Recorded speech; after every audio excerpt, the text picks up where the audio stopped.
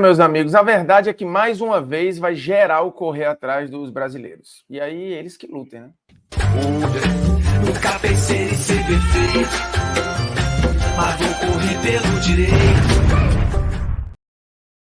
Fala, moçada, beleza? Ó, Bruno Formiga na área e nada mais. A partir daqui você faz o que você bem entender, tá? Os recadinhos estão aqui, mas para mim não vale de nada.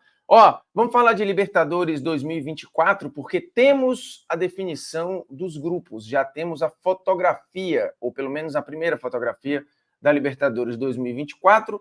Alguns grupos interessantes, equilibrados, mas eu diria que não tem nenhum grupo da morte. E que todos os brasileiros são favoritos para passar, seja em primeiro, seja em segundo. Alguns talvez tenham que ter alguma atenção muito mais pelo que não estão jogando do que necessariamente pelo nível dos adversários. E fica muito claro que o Brasil, em termos financeiros, de elenco, de investimento, está muito descolado dos outros países. O mais próximo realmente é o futebol argentino, e mesmo assim, com alguma distância, o futebol argentino, que dessa vez tem a grande força. O River, o Boca não está na Libertadores, está na Sul-Americana. Vem com algumas figuras ali que podem incomodar, sim. Porém, o Brasil é o país a ser buscado, porque o nível está muito lá em cima. Falar nisso, dos últimos 64 torneios de Libertadores, ou seja, toda a história, a gente está indo para 65, 48 títulos vêm de Brasil e Argentina. A Argentina tem 25, o Brasil tem 23.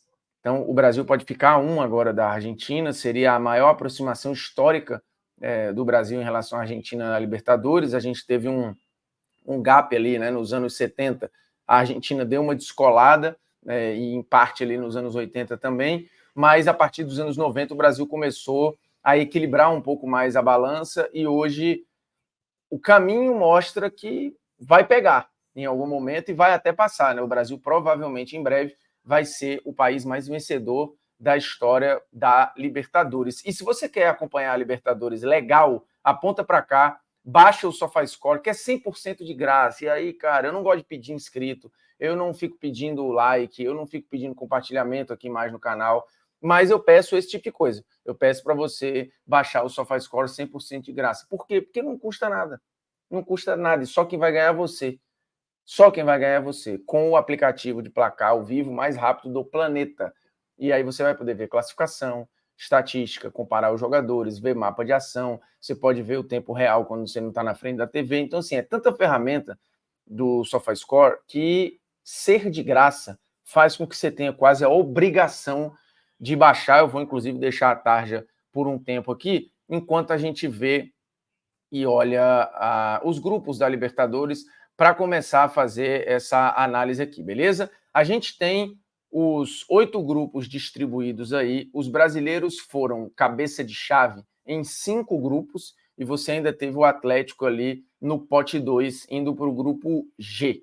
O Botafogo, como estava no grupo 4, o Botafogo poderia ter caído num grupo de brasileiros, ou no grupo do River, por exemplo. E aí, dentro desse desenho, acabou caindo no grupo da LDU. Mundo ideal. Na vida do Botafogo aí, o Botafogo acabou caindo no mundo ideal, dentro do que era possível mundo ideal. Se você vem do pote 4, você já naturalmente vai pegar pedreira.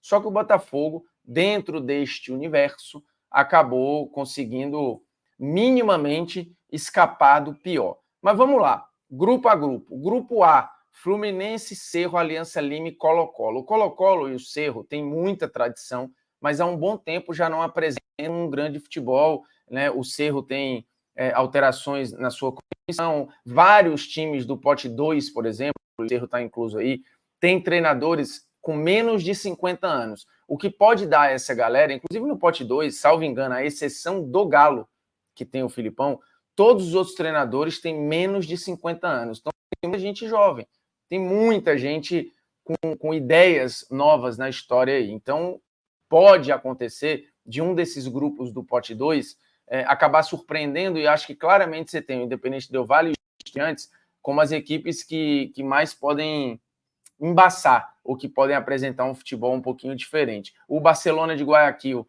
ele vive uma transição muito clara de geração, ainda tem algumas figuras lá do time que foi finalista da Libertadores recentemente, mas no geral o time tá trocando de pele.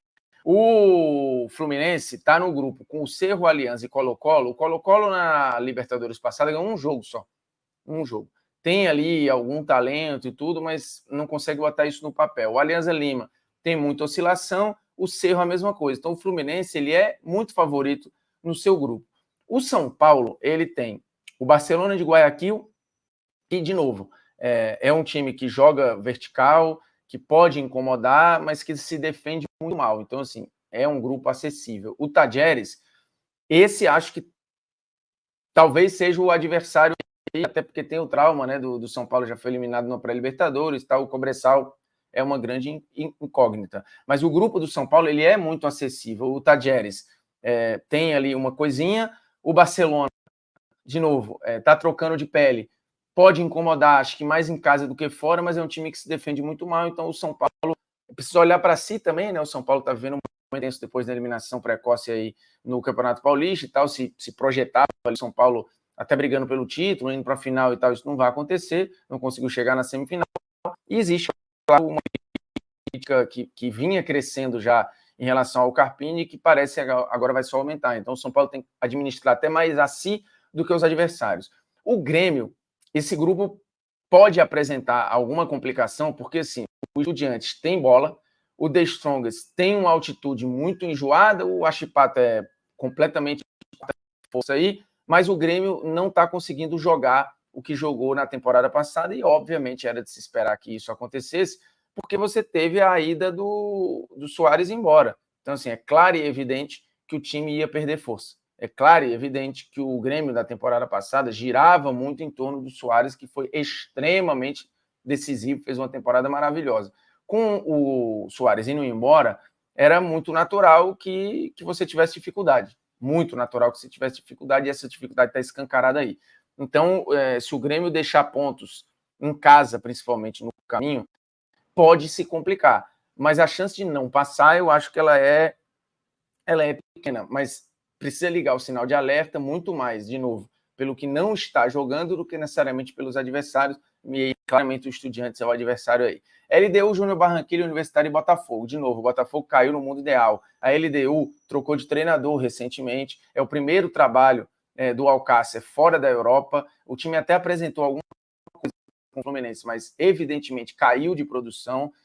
Houve crítica nessa troca, né? A LDU não conseguiu renovar com o seu treinador, não entrou em acordo com o técnico campeão sul-americana.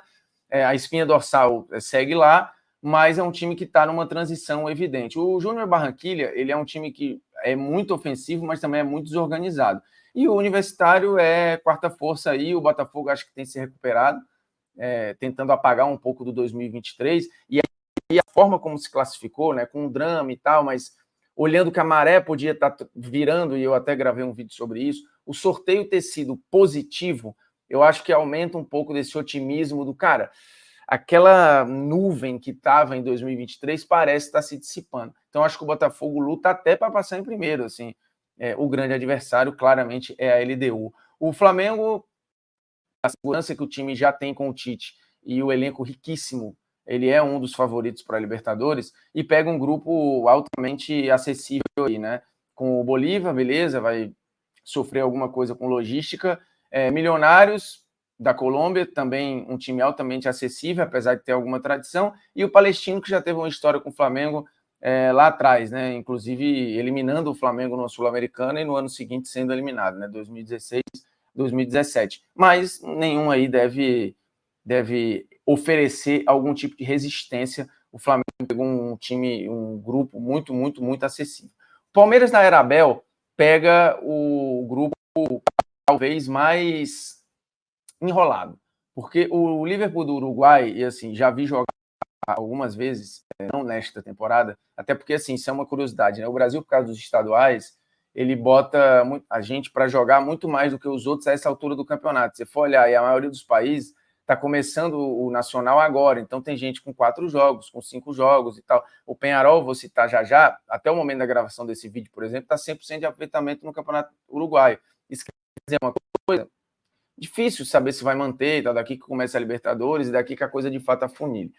Mas voltando aqui, o Independente Del Valle também passou por mudanças de comissão e tal, o Sornosa ainda está lá e tudo, um projeto organizado e junto com o São Lourenço, os adversários que podem incomodar alguma coisa o Palmeiras, mas o incomodar não é necessariamente colocar em risco. O Palmeiras ele segue sendo muito favorito e vai passar, lembrando, o Palmeiras nas 3 últimas Libertadores foi melhor campanha, foi melhor ataque, assim, o Abel às vezes apontado ali como retranqueiro e tal, já deixou essa imagem por terra há muito tempo, e o Palmeiras tem feito primeiras fases de Libertadores com grupos mais ou menos acessíveis, com a mesma constância. Desta vez ele pegou um grupo com algum potencial de mais incômodo, mas nada que seja arriscado para a classificação. O Liverpool tem um jogo que às vezes encaixa, e aí eu estou tirando muito pelo que aconteceu na temporada passada e tal, mas o São Lourenço vem jogando ok, e o Independente Del Valle, de novo, assim, está passando por transições, mas o projeto lá está muito claro, é mais um que tem um técnico sub-50 aí na história, né? Peñarol, Atlético, Rosário Central e Caracas. O Rosário, eu conversei com o Pablito lá, que é o nosso argentino da redação, ele falou para ficar de olho no Rosário. O Caracas, óbvio que é a quarta força.